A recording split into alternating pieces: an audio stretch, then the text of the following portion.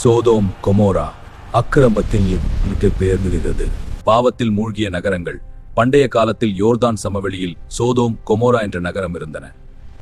அவை பார்ப்பதற்கு கர்த்தரின் தோட்டம் போல மிகவும் அழகாகவும் செல்வம் கொழிப்பதாகவும் இருந்தன. ஆனால் அங்கு வாழ்ந்த மக்கள் மிகுந்த தென்பேரை கொண்டவர்களாகவும் அந்நியரை துன்புறுத்துபவர்களாகவும் ஒழுக்கக்கேடான பாவங்களில் மூழ்கியவர்களாகவும் இருந்தனர். அவர்களின் அக்கிரமம் வானத்தை எட்டியது.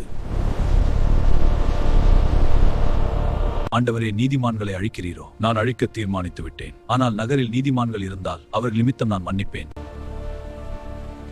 அந்த நகரத்தில் 50 நீதிமான்கள் இருந்தால் அழிப்பீரோ என்று கெஞ்சி வேண்டினார். தேவனும் 10 நீதிமான்களுக்காக அந்த நகரத்தை அழிக்க மாட்டேன் என்று வாக்களித்தார். உள்ளவருங்கள், ஓய்வெடுங்கள். உங்கள் வருகை மகிழ்ச்சி அளிக்கிறது. நன்றி லோத்து.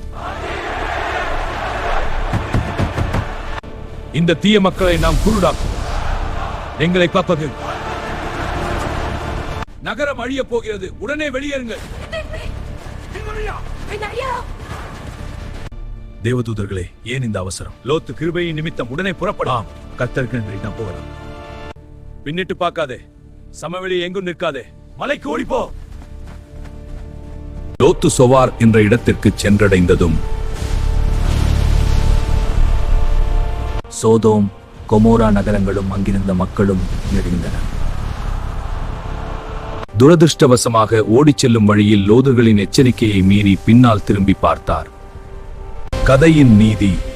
இந்த கதை தேவன் பாவத்தை ஒருபோதும் சகிப்பதில்லை என்பதையும், அதே சமயம் நீதிமான்களை காப்பாற்ற அவர் கிருபை உள்ளவர் என்பதையும் காட்டுகிறது.